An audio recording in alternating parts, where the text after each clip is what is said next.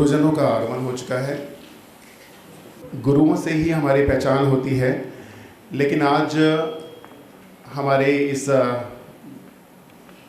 Competition के अंदर हमारे गुरु, हमारे जजेस जो आ रखे हैं, मैं उनका एक बार इंट्रोडक्शन देना चाहूँगा। हमारे बीच हैं श्री राजेश बब्बर जी। सर 1986 से कला के क्षेत्र में सक्रिय हैं। दूरदर्शन से प्रसारित होने वाले लेखक सीरियल लेखू में एक छोटे से किरदार से शुरुआत कर आपने कई टेलीविज़न सीरियल्स और टेलीफिल्मों में अभिनय किया।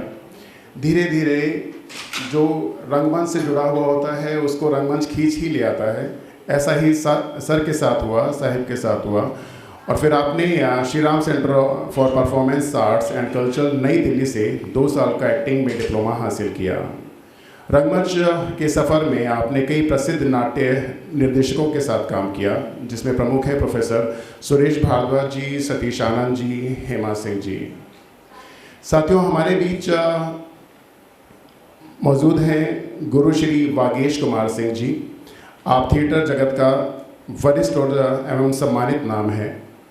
एनएसडी से आपने 1989 में एक्टिंग कोर्स में ग्रेजुएशन किया। साथ ही एनएसडी रिप्रेजेंटेटिव में 8 वर्ष तक रहे। श्री राम सेंटर में एक्टिंग कोर्स के आप 4 वर्षों तक डायरेक्टर के पद पर आसीन रहे।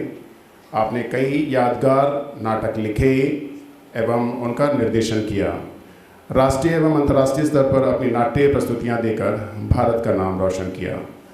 आप योग के प्रचार के लिए प्रयत्नशील हैं और योग के प्रतिष्ठित गुरु भी हैं। हमारे बीच अगले आदरणीय जज हैं श्री हरि सेमवाल जी। सर 30 साल से थिएटर में काम कर रहे हैं। इन्होंने समय समय पर नेशनल स्कूल ऑफ ड्रामा द्वारा आयोजित थिएटर वर्कशॉप की हैं। साथ ही देश के जाने माने निर्देशकों जैसे कि BM शाह जी, MK रैना जी, BB कारंत, सुरेश भारद्वाज आदि के साथ काम किया है। रंगमंच के अतिरिक्त इन्होंने पहली गढ़वाली फिल्म जगवाल यानी इंतज़ार में काम किया है। गढ़वाली रंगमंच के जाने माने निर्देशक हैं और अब तक 20 नाटक निर्देशित कर चुके हैं।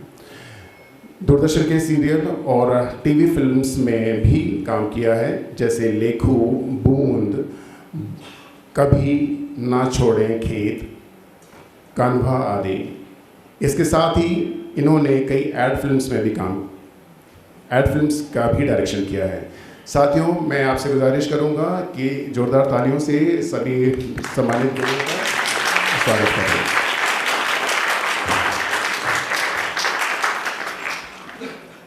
ये अध्यक्ष हैं। मैं उनसे निवेदन करूंगा कि श्री राजेश बब्बर जी का स्वागत करें, अंगवस्त्र प्रदान कर उनका स्वागत करें। साथियों, जोरदार ताली अपेक्षित है।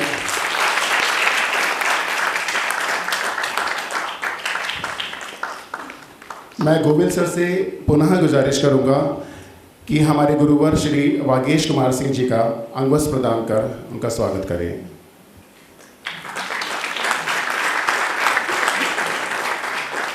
हमारे बीच मैडम श्रीमती सुभागिता कुमार, अपर आयुक्त एवं अपर सचिव RA भी मौजूद हैं।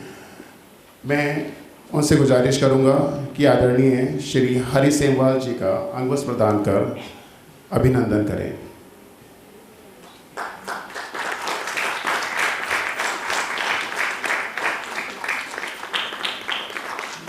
सर, आपका आदेश हो तो शुरू किया जाए।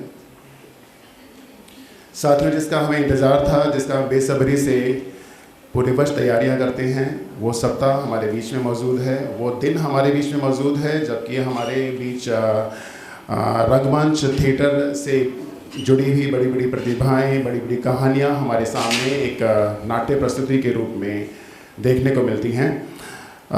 मैं आप सभी से आज्ञा ले इस कार्यक्रम की शुरुआत करता हूं।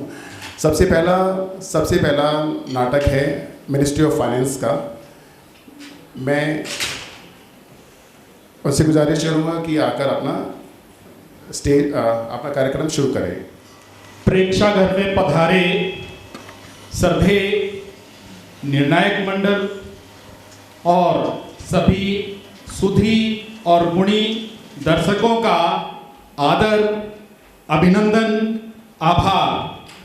वित्त मंत्रालय की प्रस्तुति नाटक मायाजाल, जो कि राजस्थान के प्रसिद्ध लेखक श्री विजयदान देथा द्वारा रचित कहानी अमिट लालसा पर आधारित है।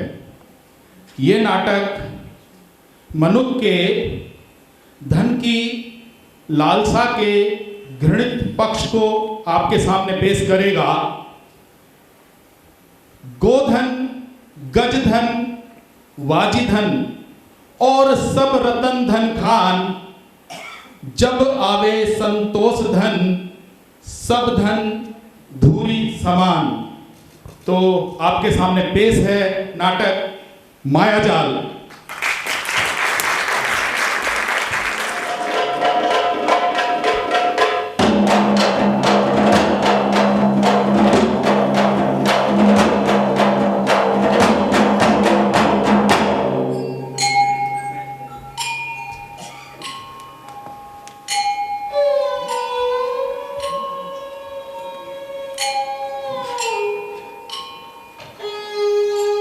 मैं हूँ प्रकृति और ये पृथ्वी है मेरी कोख। जब ब्रह्मांड की शुरुआत हुई तब मैंने इसी कोख से 16 करोड़ देवी देवताओं को जन्म दिया। पर मुझे सबसे ज्यादा प्यार था अपनी पहली संतान मैमून से।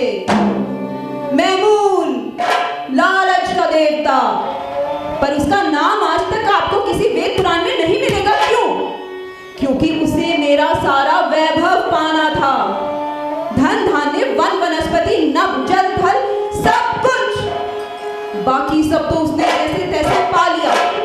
पर अंत में जैसे ही वो वायु को निगलने के लिए आगे बढ़ा, बाकी सभी देवताओं ने उस पर प्रहार करने शुरू कर दिए। देवताओं के हर वार से मेरा प्रिय मैमून तिनकों में बिखरने लगा। पर इससे पहले कि वो ब्रह्मांड की धूल में मिल जाता, मैंने उसे बचाकर अपनी कोख यानी पृथ्वी के किसी अनजाने वीराने में दफन कर दिया। पर बाकी देवताओं ने उसके जीवन को छोड़ने की एक शर्त रखी कि उसे कोई भी कभी भी नहीं पूजेगा, ना ही कोई भेंट चढ़ाएगा। कई युग बीत गए और मेरा मैमून मेरी कोख में ही सोता रहा। पर फिर कई युगों के बाद मनुष्य में जन्मी भूख और लालसा ने अनजाने में ही उसकी प्रिय वस्तु लालच से सना धन उसे भेंट चढ़ा दिया। और मैमून फिर से जाग उठा। वो जाग उठा। मैमून, मैमून, मैमून।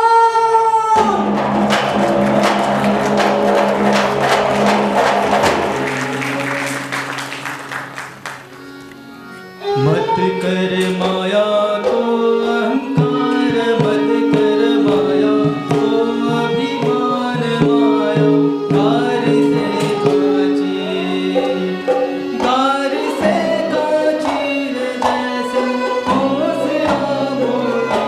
झोंका पवन का लग जाए, झोंका पवन का लग जाए। माया धूल हो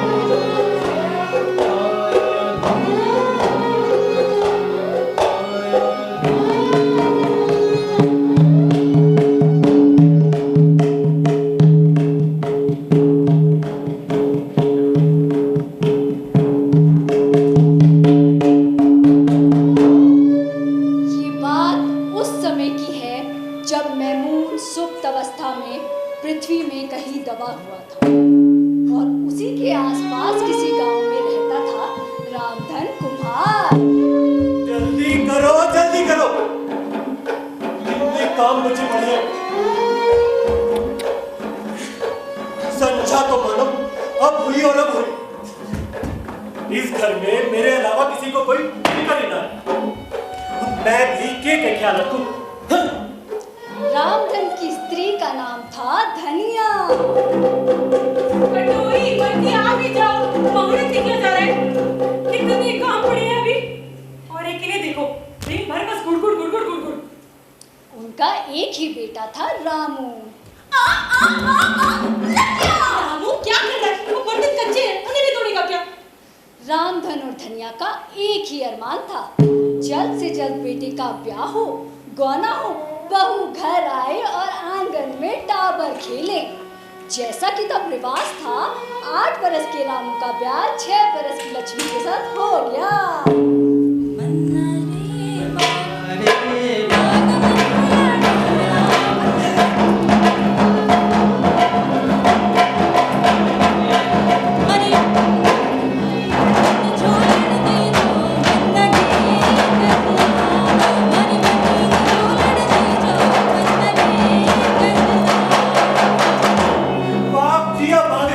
कब से आपकी बात हो रही यहाँ विराजमान हुई।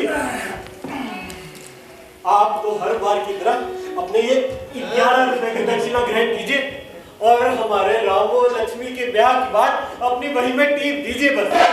ठीक है तो जी लो, आज सक संपत 12 बैसाख की फूलों को राम और लक्ष्मी के ब्याह का शुभ कारज पूरा हुआ।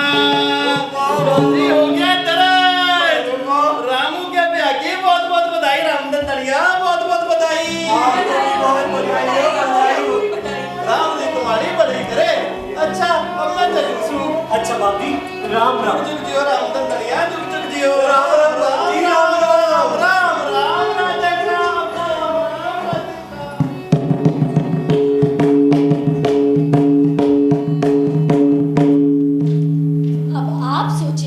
सैकड़ों बरस पुरानी कथा का आपसे क्या लेना देना?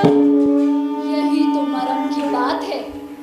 मनुष्य की प्रकृति जैसी सैकड़ों बरस पहले थी, आज भी वैसी ही है। जिन खतरनाक मुहानों पर मनुष्य तब खड़ा था, आज भी वहीं खड़ा है। इसलिए ये कथा आज के मनुष्य के लिए बहुत बहुत जरूरी है। और इस कथा में रामू और लक्ष्मी के ब्याह के बाद जो घटनाएं घटी, वो इतनी भयानक थी कि आप उसे कभी भूल नहीं पाएंगे। और अब आगे जो घटा वो सुनो। तुम कान खोल के सुन लो जी। गौने के बाद जब लक्ष्मी घर आ जाएगी तो मैं भी चांदी की घुंघरू वाली ओढ़नी कहूंगी।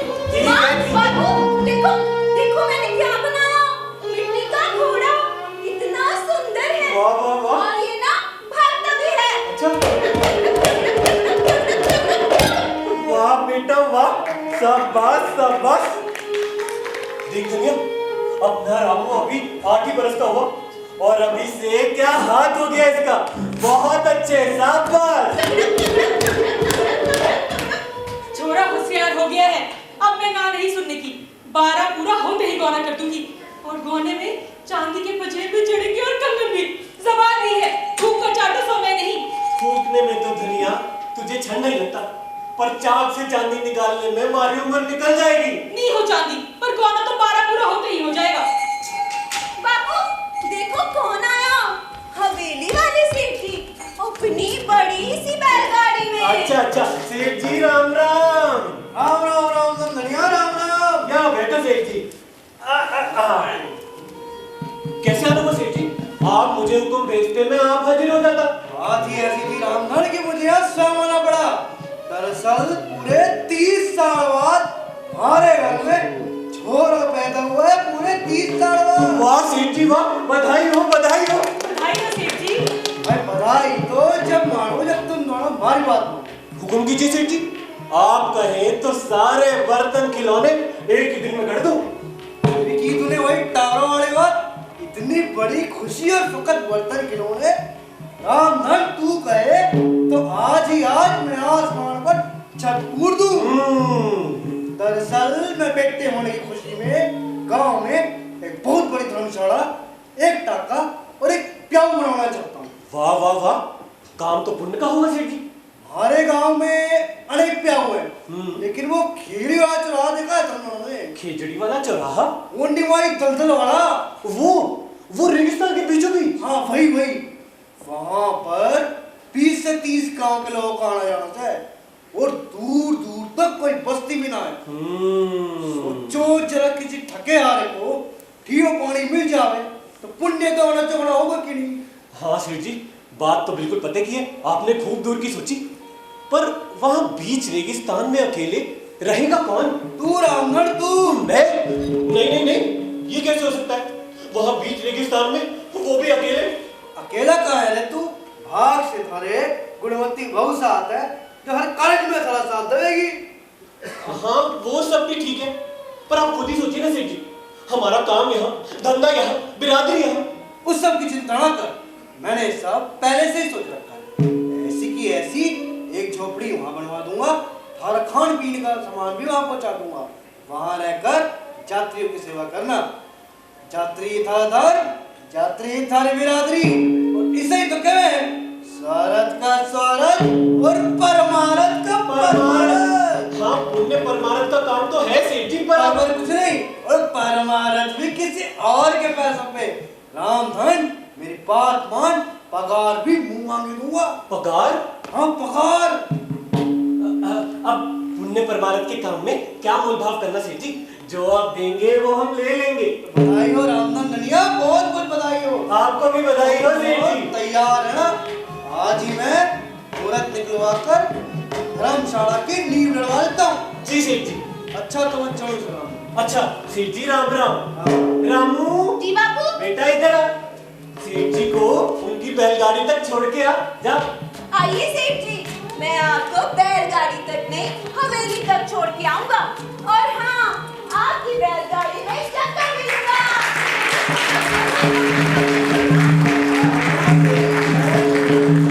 उधर सेठ ने जोशी से शुभ मुहूर्त निकलवाया और धर्मशाला की नींव रखवा दी। धड़ल्ले से काम होने लगा।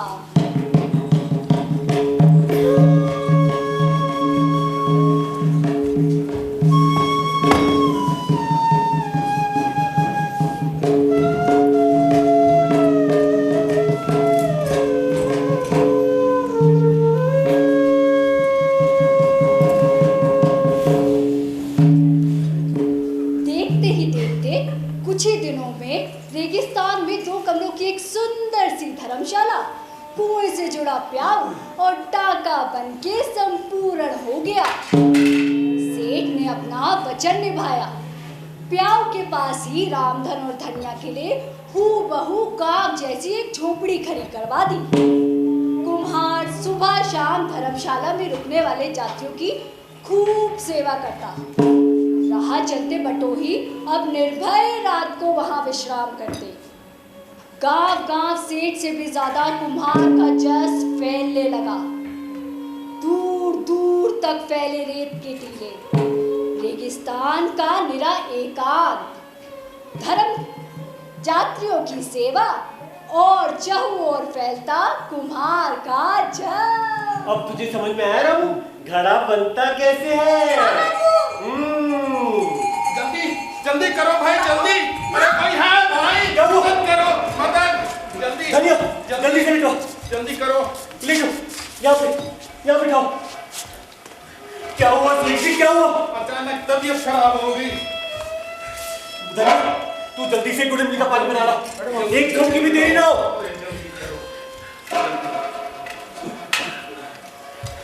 दशा बहुत खराब है सेठ जी, एक क्षण भारी है। कल सू लागे है कि भाई अब गई कि अब गई, होनी ने तो कोई टाल नहीं सके, पर समय से घर पहुंच जाते तो मन शांत हो जाता।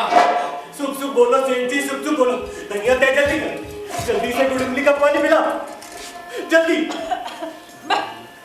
रुक, आराम से। धन्य धन्य दाता की बड़ी कृपा। लू बिगड़ गई थी सेठ जी, मने तो बिल्कुल भरोसा न था, पर इन्हें होश आ गया। समझो जान बच गई। बस 2-2 घंटे में गुड़ इमली का पानी और लगातार तेल की मालिश, बस 2-3 दिन में आराम आ जाएगा। लाख लाख शुक्र दाता का, नहीं तो हमारी जान सूख गई थी। बस 2-3 घंटे और आराम कर लेते हैं, फिर लगे हाथों निकल चलते हैं। कल सुबह तक तो घर भी पहुंच जाएंगे। नहीं, ऐसी दशा में यात्रा जानलेवा होगी। आप लोगों को तो आज भी नहीं निकलना चाहिए था। इनके लिए आराम बहुत जरूरी है सेठ जी। पर माँ की बड़ी इच्छा थी कि किसी भी तरह एक बार घर पहुंच जाते। घर, उसको चिंता थी, सांस रहते घर पहुंच जाते। जे प्राण निकले तो फिर जो हो अपनी मसान में। अब थोड़ी ठीक होने लगी है, अब क्या जल्दी है? अब इनके लिए आराम बहुत जरूरी है सेठ जी। आप लोग भी अपने पांव सीधे कर लीजिए। कुंवर साहब, सेठ जी आप लोग आराम करिए, तब तक मैं आपके खाने का प्रबंध करता हूँ। चल धनिया आ।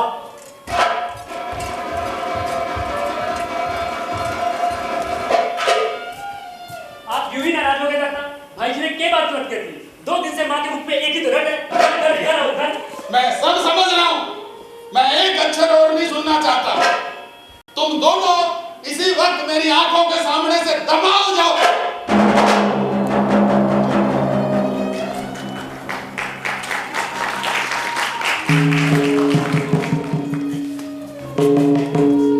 जो बात अभी बोलनी जरूरी थी क्या? 2 घड़ी रुक जाता तो क्या भी हो जाता? 2 घड़ी रुकने से वक्त निकल जाएगा, और कल सुबह तक मंडी ना पहुंचे तो बात भी आपसे कहीं समझो। और पीछे कुछ अनहोनी हो गई तो सारी उम्र किसी को मुंह नहीं दिखा पाएंगे। बैठ चुपचाप। वैसे गोली कब है? कल दोपहर। और ये देख, एक से बढ़कर एक नगीने हैं।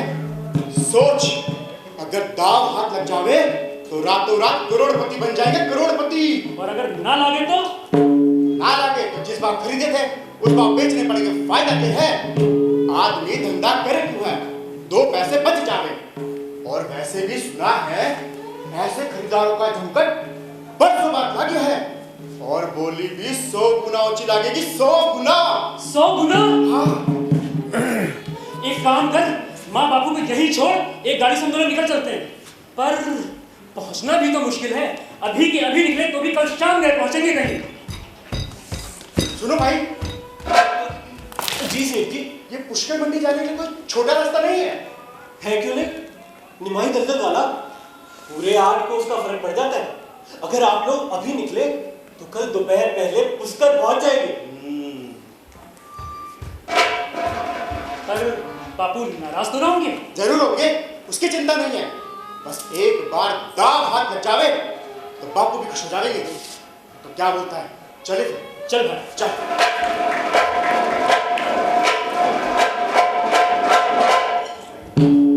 बापू किस मुंह नाराज होते? बरसों से उन्हीं की दी सीख पर तो बेटे चल रहे थे। हाँ, मौत और जीवन के बीच झूलती सेठानी का मन जरूर एक कसक से भर गया। उसे लगा क्या उसके जीने मरने की किसी को कोई परवाह नहीं? धन धान्य, प्रेम प्यार, रात बिरात, जीवन का असली सर क्या है? सेठानी इन सवालों में ऐसी उलझी कि चंगा होना ही भूल गई। लेकिन रामू, धनिया और रामधन की सेवा का ऐसा बर्ताव था कि उसे अच्छा होना ही पड़ा। रामू तो मानो सेवा का अवतार ही बन गया। सुबह शाम सेठानी को टहलाने ले जाता, सब काम छोड़ उनका दिल बहलाता। धीरे धीरे सेठानी के मन की धुन छटने लगी और उसे लगा कि धन धान्य के बजाय प्रेम प्यार में ही ज्यादा सार है।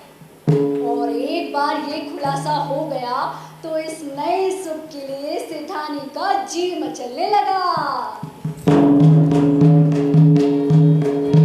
कहाँ चलो रामू? मैं चला खेलने। वो भी शैतान छोरो है। और प्यारों भी। अच्छा सुनो, मैंने ना एक बात सोची है। अरे भगवान, जो तूने सोची है वही मैंने भी सोची है। तो फिर डील कैसी? जल्दी से जल्दी बात पक्की करो। एक ही बात को संशय है, इकलो तो छोरो है, आगे यही पीछे यही। भाई बात ना उठाऊं तो उठाऊं कैसे? तुम खुली बात करो, नफा नुकसान समझ में आ जाए तो अपने आप बात बढ़ जाएगी। और जैसा देवता स्वरूप वैसा का वैसा स्वभाव है छोरे का। ऐसी सेवा टहल तो आज तक पेट के जायल तक ने नहीं की। ऐसा एक आदमी परदेश में हमेशा साथ रहे तो कितना ही सुख देगा, नहीं? सो तो है, मैंने पूरा विश्वास है जे यो लड़को हमारे साथ होगो तो हमने व्यापार में कदे घाटो नहीं पड़े। तो तुम अभी की अभी बात करो, चूक गए तो शायद ऐसा संजोग फिर हाथ ना आए। और मुझे तो लगता है जरूर हमारे मन की होगी, देखना तुम। माटी कहे देखो देखो राम जान से राम राम राम रोने घाटी कहे कुमार से क्यों रोने हो। एक दिन ऐसा आएगा मैं रो दूंगी एक दिन ऐसा आएगा मैं रो दूंगी राम राम राम राम। राम राम रामधन, बिल्कुल सही समय पे आए। जी सेठ जी। बात यह है भाई, अब हमारो यहाँ से जाने को वक्त आ गयो है। तुमने हमारी बहुत सेवा करी। मैं करने वाला कौन होता हूँ सेठ जी? नहीं रामधन, तुमने तो सेठानी को दूसरा जन्म दिया। नहीं नहीं नहीं, तुमने सेठानी की जान बचाई है रामधन। अब हम ये सोच रहे हैं कि तुम्हारे इस उपकार का बोझ जो है उसको उतारें, तो उतारें कैसे? इसमें बोझ की क्या बात है सेठ जी? ये तो हमारा धर्म है। ये तो कोई धर्म है भाई। बहुत सोचने के बाद एक ही रास्ता समझ में आ गए। हम तुम्हारे बेटे रामू को तिसावर अपने साथ ले जाने को तैयार हैं। क्या? उसे अपने पास रख मैं खुद व्यापार सिखाऊंगा। नहीं नहीं नहीं, होना चोरो है, मैंने पूरा विश्वास है, जल्दी व्यापार सीख जाए। ये कैसी बात कर दी आपने सेठ जी? इकलौते छोरे को दिसावर मिली। ये बात तो हमारे कलेजे में सूल सी चुभ गई है, सूल सी। देखो भाई, हम जानते हैं आसान नहीं है। औलाद का मोह सबसे कड़ा होता है, लेकिन औलाद के सुख के लिए निर्मोही भी तो बनना पड़ता है। और इतना होनहार छोरा तुम्हारा जिंदगी भर मिट्टी में हाथ धंधे करे। जी जी जी जी, ये तो सुनकर ही मेरा जी दुखता है। रामधन, हम तेरे बेटे को साझीदार की तरह लेके जा रहे हैं। जैसे ही उसके हिस्से की पूंजी इकट्ठी हुई, उसकी अपनी अलग दुकान लगवा देंगे। फिर क्या, आगे आगे व्यापार बढ़ेगा। 1 से 2, 2 से 4, 4 से 8 दुकानें, रथ, चारों तरफ नौकर चाकर। उसकी अपनी तिमंजली हवेली होगी। तिमंजली हवेली? हाँ हाँ, हवेली, पक्की हवेली, एक नहीं 2, 3, जितनी तो चाहे। सच सेठ जी? नहीं नहीं नहीं, आप लोग बहुत मान दे रहे। इनकार करते लज्जा भी आती है, पर समझ नहीं आता हाँ करूं तो करूं कैसे। हाय हाय, हमेशा हमेशा भगत अपनी सुख को क्या सोचते हो? बेटे का सुख किधर है, ये भी तो सोचो। सच कहा सेठानी जी, सच कहा। मैं तो कैसे तैसे बेटे का बिछो सह भी लूंगा, पर धनिया वो दिल की बड़ी कच्ची है। वो नहीं मानेगी सेठ जी, वो नहीं मानेगी। रामधन भाई, मैं जो तुमको कह सकता था कह दिया। बाकी अपने फायदे नुकसान के लिए आप बहुत समझदार हो। चलो जी। और क्या, चलो जी, भलाई का तो जमाना ही नहीं रहा। ठीक ही करा कुएं में डाल। हाँ?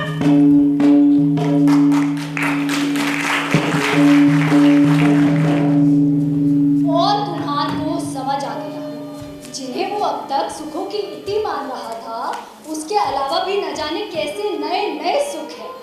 लेकिन एक बार सेठ ने धन की रोशनी दिखाई तो कुम्हार की आंखें खुल गई। उसे लगा बरसों से बंद उसके भाग के दरवाजे अब खुलने ही वाले हैं। बस एक रुकावट है, धनिया। धनिया के बिना माने तो ये दरवाजा खुलना असंभव है। उसके बाद कुम्हार ने खूब सोचा, खूब विचारा, सेठ से भी सलाह ली। फिर एक एक करके धनिया को समझाने की बहुत सारी तजवीजें उसे नजर आने लगी। तुम्हारा मगज तो नहीं फिर गया? मैं तो सिर्फ पूछ रहा हूँ। मुझसे क्या पूछते हो? तुम्हारा अपना मन राजी है क्या? मन क्यों राजी होने लगा? पर मन की करे दुनिया नहीं करती धनिया। यहाँ राज होगा तो कौन बात खोद लेगा? बाहर जाएगा, कुछ देखेगा, सुनेगा, 10 नई बातें सीखेगा।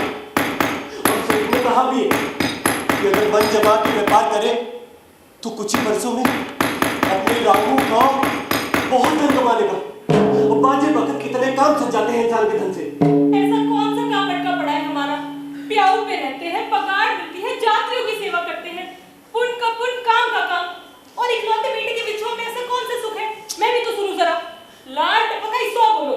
ठीक है ठीक है, तुझे नहीं जस्ती नहीं बात तो यही बात कह देते हैं।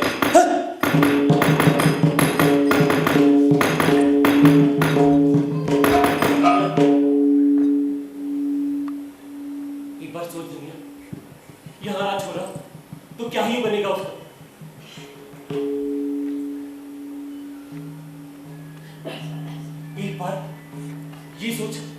कि अगर तुझे दोनों वक्त की चूल्हे चौके से छुटकारा मिल जाए तो कैसा रहे? दाना भट्टा, झाड़ना बुहारना, आटा चारा, इन सब से छुटकारा मिल जाए तो तुझे भला लगेगा कि नहीं लगेगा? हाँ, भला तो लगेगा, पर और हम हमेशा दूसरों की सेवा टहल करते हैं, बजाय इसके कोई हमारी सेवा टहल करे। अपनी तिमंजली हवेली हो और तेरे तन पे टोकरी भर सोना जगमगाता हो तो वो भला लगेगा कि नहीं लगेगा? 100 बार 1000 बार भला लगेगा। पर इस वक्त हमारे पास सोने का एक कण भी नहीं और ना कभी होगा। क्यों नहीं होगा? कुम्हार का छोरा चाट चलाएगा तो सोना कैसे पहनेगा? बाहर जाएगा, व्यापार करेगा तभी तो धन कमाएगा। और सेठ ने कहा है कि कुछ ही वर्षों में वो अपने रामू की अलग से दुकान लगवा देगा। उसके बाद अपना रामू खुद सेठ बन जाएगा।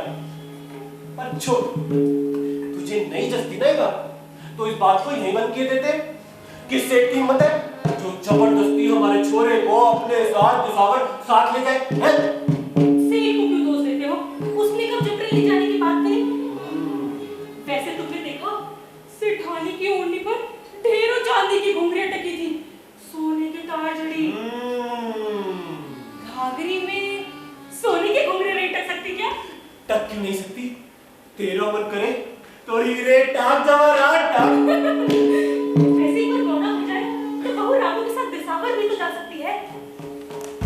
नहीं धनिया, सेठ ने रामू को दिसावर ले जाने के लिए एक शर्त रखी है। उसने कहा है अपना रामू 16 बरस से पहले दिसावर से वापस नहीं लौट सकता। क्या? 16 बरस? सेठ एक दिन की मोहलत देने के लिए भी तैयार नहीं है धनिया। 16 बरस तक मैं अपने बेटे का मुंह तक ना देखूं। तुमने मुझे ये बात पहले क्यों नहीं बताई? मैंने छुपाई कहा? बता तो रहा हूं। एक बार सोच धनिया, अपने सुख के लोभ में छोरे की जिंदगी क्यों बिगाड़ती है? उल्टे उसे आशीर्वाद दे, उसकी हजारी उम्र, वो अनगिनत माया का स्वामी बने। रे अपना क्या है, हम तो इस आज के सहारे भी किसी तरह ये दुख के दिन काट ही लेंगे। मैं औरत साहब, मैं क्या बोलूं? जैसा तुम्हें जचे वैसा कर लो।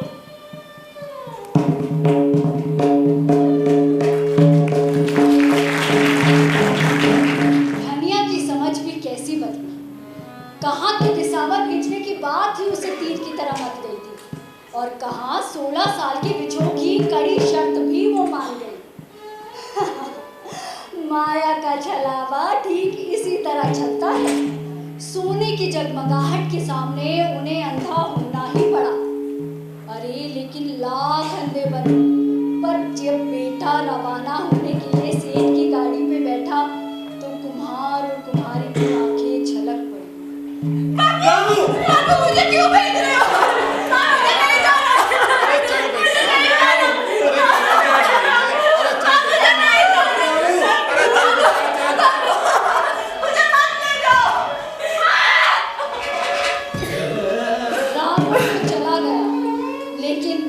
रामधन और धनिया दिन गिनते रह गए।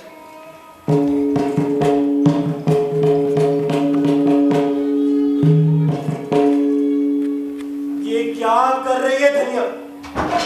एक दिन में 2 लकीरें खींच देने से बखत का जल्दी निकल जाएगा। या तो भेजना नहीं था बेटे को, अब भेजा है तो जरा सब्र। धन की चाट बहुत बुरी है, उसी के चलते ये सब हुआ।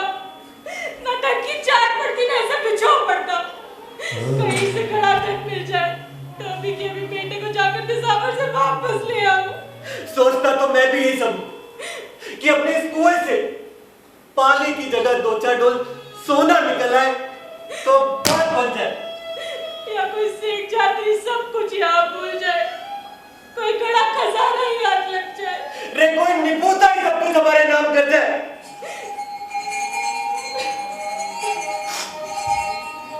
धनिया, लगता है कोई जाती है। तू संभाल खुद को, मैं देखता हूँ जाकर अभी।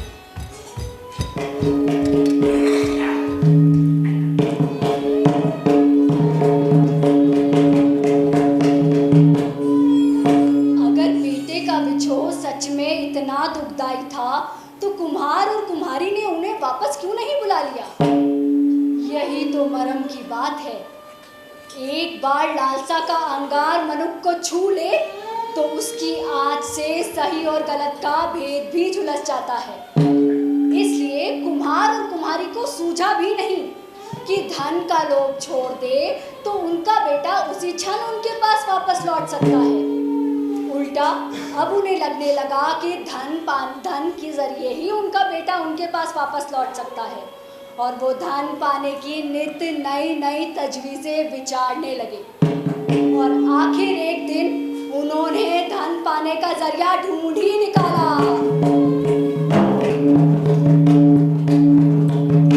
धनिया, तू सोई ना अब तक? कितनी देर कर दी, आधी रात ढल चुकी है। बस धर्मशाला में बैठा सेठ से बतिया रहा था। क्या वो दिसावर जा रहा है व्यापार के लिए? नहीं नहीं, वो तो बहू का गहना लेकर साथ ले जा रहा है। मन्नत मानी थी उसने कि चोरी चोरी 4 धाम की यात्रा करेगा। बस अब आखिरी धाम बाकी है, उसके बाद वो घर लौट जाएंगे। वैसे भी करोड़पति बाप का इकलौता छुरा है, साथ में दहेज भी जी भर मिला है। मटके भर हीरे जवाहरात तो साथ में दिए सेठ ने बेटी को। पर हमें उससे क्या, अगर सो जा तू भी। सुनो, तुम धन पाने की जुगत लगाते हो, जब लक्ष्मी पांव चल हमारे दरवाजे तक आती है उसकी तरफ ध्यान क्यों नहीं देते? लक्ष्मी हमारे घर?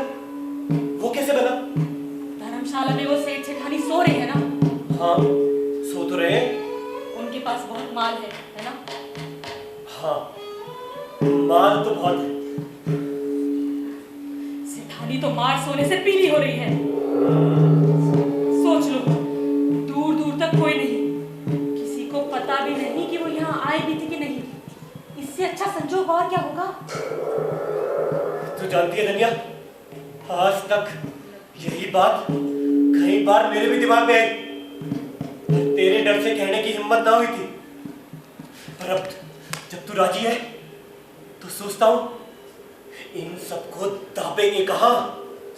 घर के पीछे जो आधा खुदा कुआं है, पता नहीं किसका शराब झेल रहा है, ना उसे कोई खोद पाता है ना उसमें से पानी मिलता है, उसी में दाब देंगे। ये ठीक रहेगा, ये बिल्कुल ठीक रहेगा। पर बैलगाड़ी और आदमी, उन्हें कहां दबाएंगे? निमाई वाले दलदल में।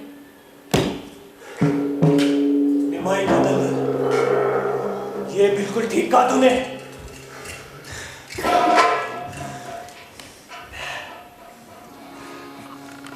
उनके हाथों बीत गए सभी,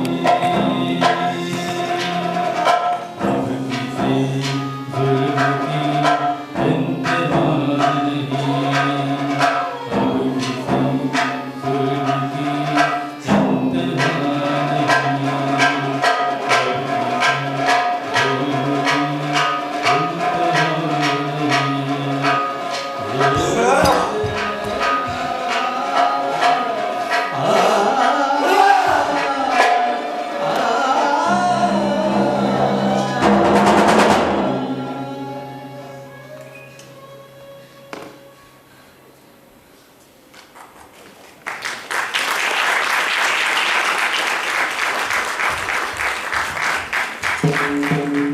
उस दिन जो घटा वो ना देखने लायक था ना बताने। बस इतना बता सकती हूँ कि कुम्हार और कुम्हारी की मनसा पूरी हुई। उन्होंने सेठ और सेठानी की बलि चढ़ा उनके सारे हीरे जवाहरात उस अंधे शापित कुएं को भेंट कर दिए, और लालच से सनी इस भेंट को सहर्ष स्वीकार किया। देवता मैमून ने, जो वीराने में दफन कब से इस भेंट की प्रतीक्षा कर रहा था। और आगे जो घटा देखिए।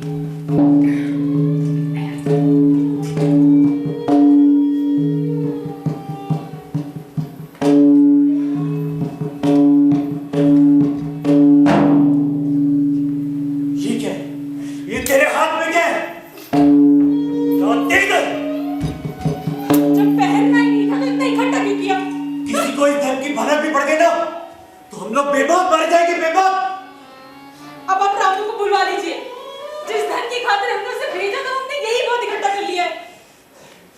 धनिया, अपने रामू को गए 10 बरस बीत गए, बस 6 बरस का इंतजार और उसको लौटने भर दे। वो जो इतना अपार धन कमाकर लाएगा, अपना ये धन, ये उसी में कहीं गुपचुप मिल जाएगा। किसी को हम पे कोई संदेह भी नहीं होगा। बचा लो मुझे, बचा लो। डाकू पीछे पड़े, उनसे बचता बचाता यहाँ तक आया हूँ और ये तुम्हें सौंप रहा हूँ। अगर मैं बच गया तो ठीक, इसे नहीं तो मेरे बाल बच्चों तक पहुँचा देना। उसमें लिख के रखा हुआ है। ठीक है सेठ जी, ठीक नहीं, यहाँ सबकी जान खतरे में पड़ जाएगी। डाकू आ गए तो हम निहत्थे हिफाजत कैसे करेंगे? धर्मशाला में जगह छुपा दो, क्षण भर की भी देरी ठीक नहीं। अगर सुराग लग गया तो डाकू लखन किसी भी क्षण आता होगा। छुपा लो। ठीक है सेठ जी। यहाँ छुपाने की जगह कहाँ मिलेगी? कुम्हार के घर होता ही कहाँ है कुछ छुपाने को? मैं कह रहा हूँ तो बिल्कुल संशय नहीं होगा मैं यहाँ छुपाऊँ। नहीं, ये नहीं हो सकता। क्यों? कोई परेशानी है? कोई परेशानी नहीं सेठ जी, आराम से दीजिए मुझे। धनिया, इसको रख देते। आप आइए सेठ जी, जल्दी कीजिए। अगर मुझे कुछ हो जाए तो मजूस मेरे बाल बच्चों तक पहुंचा देना। वचन दो। मैं वचन देता हूँ सेठ जी, ये मजूस जरूर आपके बाल बच्चों तक पहुंचेगा। आप जल्दी कीजिए, आइए जल्दी कीजिए।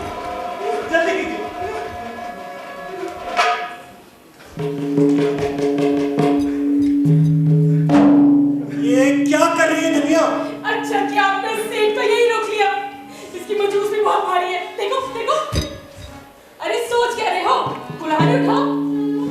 अभी तेरे सामने मैंने उसको वचन दिया कि ये मजूस उसके बाल बच्चों तक पहुंचा दूंगा, और अब ये करना पाप कर्म होगा धनिया, पाप कर्म।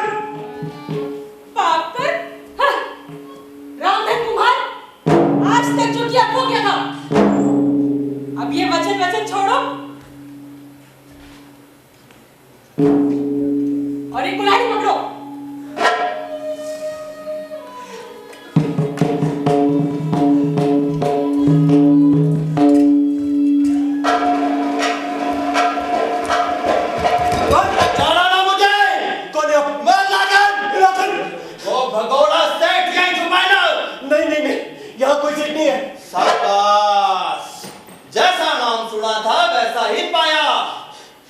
मुझसे बचाना चाहते हो?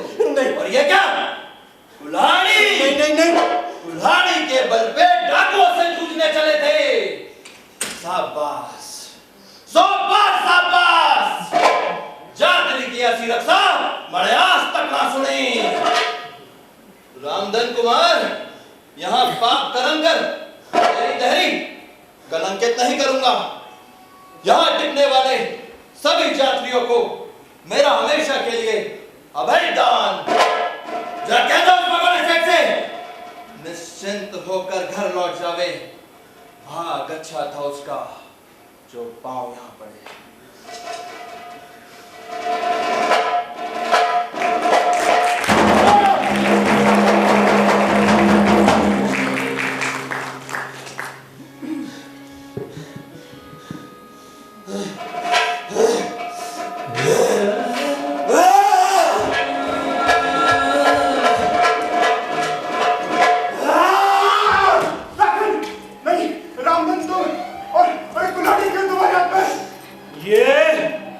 ये तेरे यहाँ आने की सजा से पर मैं तो शेर लाया हूँ और शेर लाया को मारना पाप कर्म है। पाप कर्म? मेरे लिए अब केवल एक ही पुण्य है और वो है दान।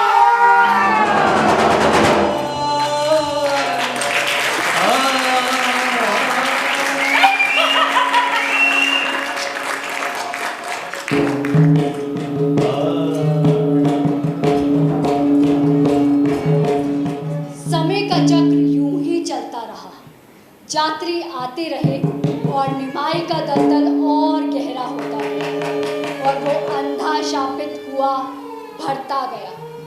वैसे भी कुआं कितना भी गहरा हो, भरते भरते भर ही जाता है। इसलिए कुम्हार और कुम्हारी ने तय किया कि अब उन्हें और मेहनत करने की ज़रूरत नहीं। उन्हें यकीन हो चला था कि उन्होंने इतना गहना गट्टा इकट्ठा कर लिया है कि अब रामू और उसके उनके टाबर को कभी गार में हाथ नहीं डालना पड़ेगा। और उस दिन के बाद उनके जीवन का एक ही मकसद बचा रहा, रामू की प्रतीक्षा।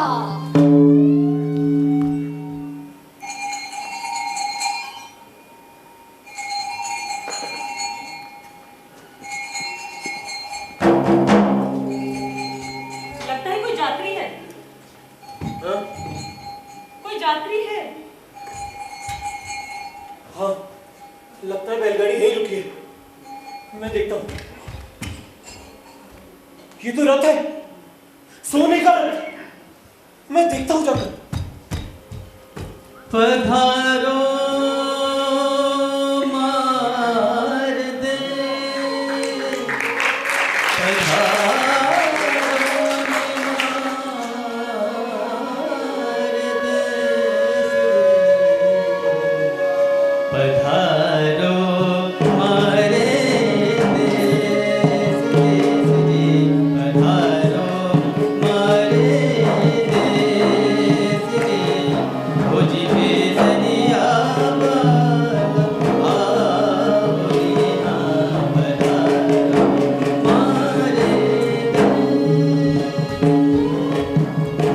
सेठ जी आप यहाँ हैं?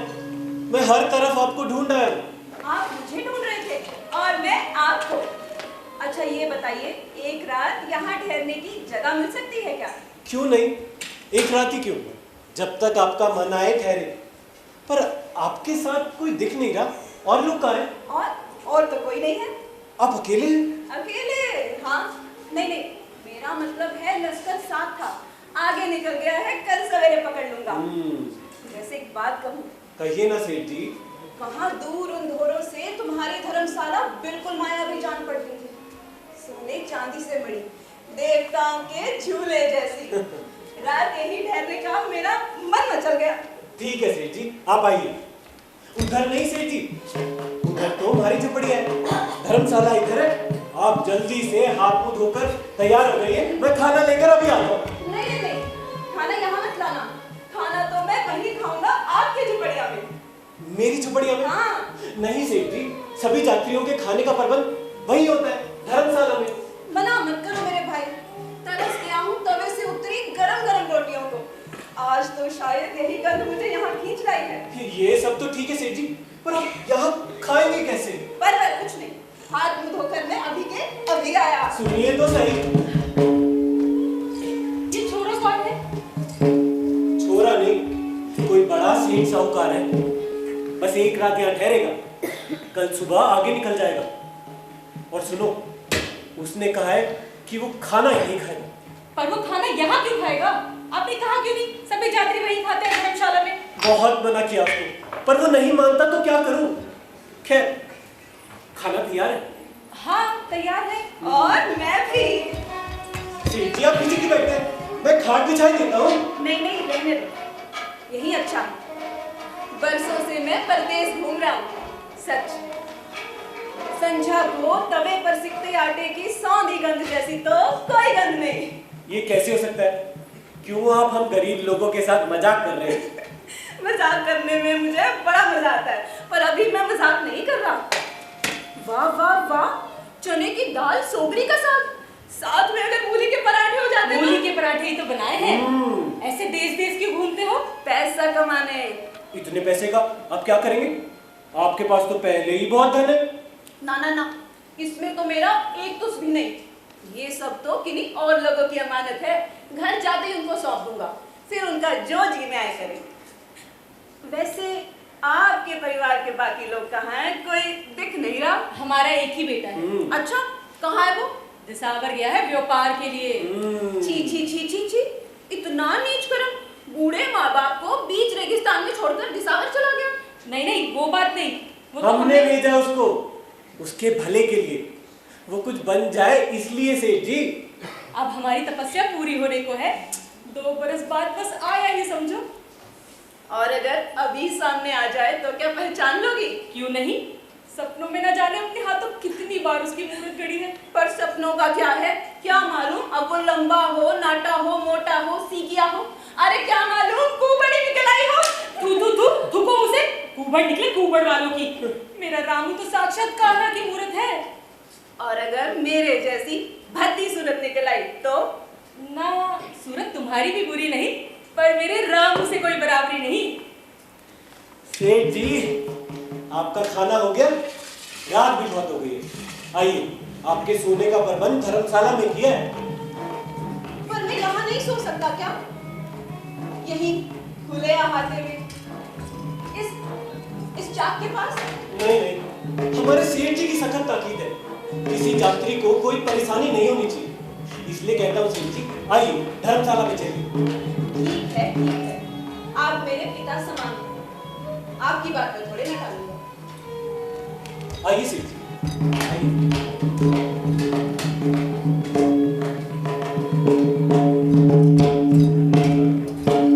ऐसा धनवान सेठ तो आज तक नहीं देखा। सोने का रथ ऐसा, राजा महाराजा दरबार, नवरत्नहार ऐसा, 100 जागीरें खरीद ले, रथ में भी हीरे पन्ने जड़ी चौकियां और बैलों की रासों तक में चांदी के बंद। अच्छा, और न जाने क्या क्या। इसके सामने तो धनिया हम मेरे कंगले के कंगले। हमारा भाग इसको यहाँ खींच लाया धनिया। पूरा लश्कर साथ था, पर इसे पीछे छोड़ लश्कर आगे निकल गया। इससे अच्छा मौका और ना आएगा। मेरी कुल्हाड़ी का है। पर हम फैसला कर चुके हैं, हमें धन कमाने के लिए और मशक्कत करने की जरूरत नहीं। फैसला तोड़ने लायक मौका आया ही कब था? एक बार सोच, जितना धन हमने आज तक धीरे धीरे बरसों में इकट्ठा किया, उसका दुगना चौगुना आज इसी क्षण को मिल सकता है। और यही आखिरी बार होगी।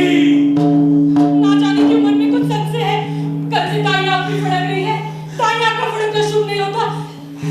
पूरा नहीं दे, उससे मैं खुद ही निपट लेता हूँ। मैं भी साथ चलूंगी। बांधते करते कहीं कुछ खटर-खटर हो गई तो मुश्किल हो जाएगी। अब तो हाथों को ऐसी आदत पड़ गई है कि अंधेरे में आगे से आगे अपना रास्ता ढूंढ लेते हैं। फिर भी चलना है तो चल।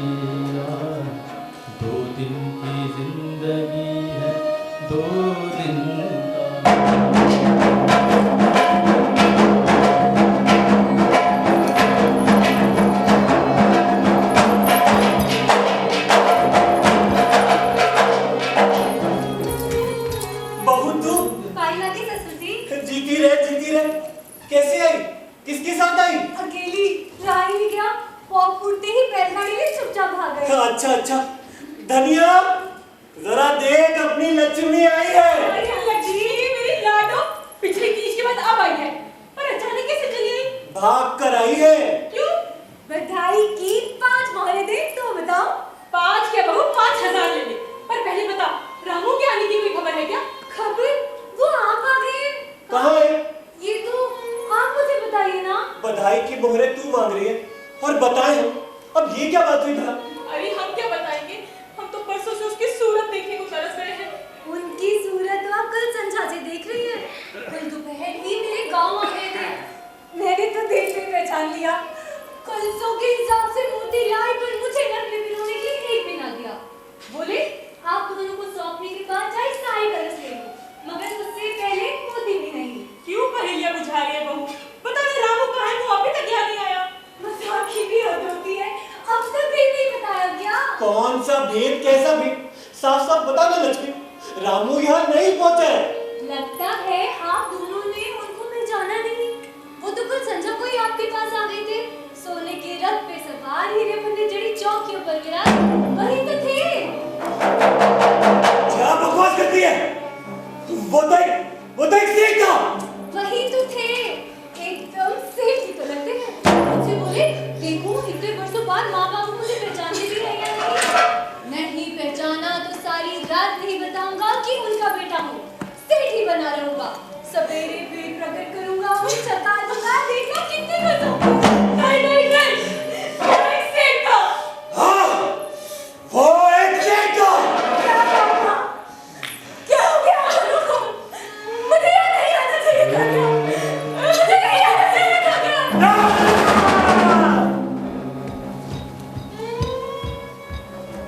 और तब रामधन ने आखिरी बार कुल्हाड़ी चलाई। कुल्हाड़ी चलाने में अभ्यास उसके हाथों के पहले ही बार से लक्ष्मी का सिर धड़ से अलग हो गया।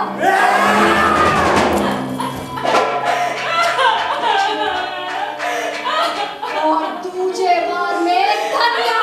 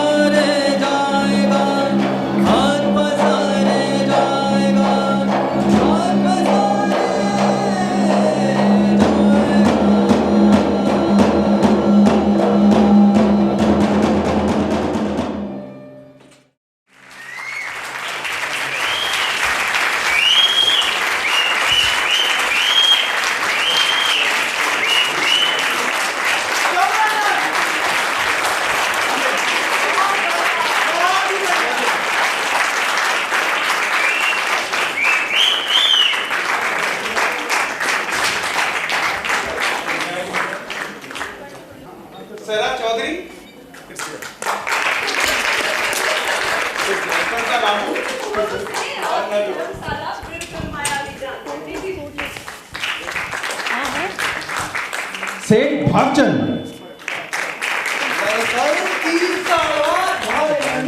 छोरा पैदा हुआ पूरे 3 साल। उनके गौतम, रावजी भाट और लाखन। हो गया तेरे, पहचाना ना मुझे, मैं लाखन। सेठ लक्ष्मीचंद, श्री कृष्ण कुमार। मैं सब समझ रहा हूं, मैं एक अक्षर और नहीं सुनना चाहता। तुम दोनों इसी वक्त मेरी आंखों के सामने से दफा हो जाओ। रामधन शिवांग शर्मा। मेरे लिए अब केवल एक ही दुनिया है और वो है राम। प्रकृति स्मिता,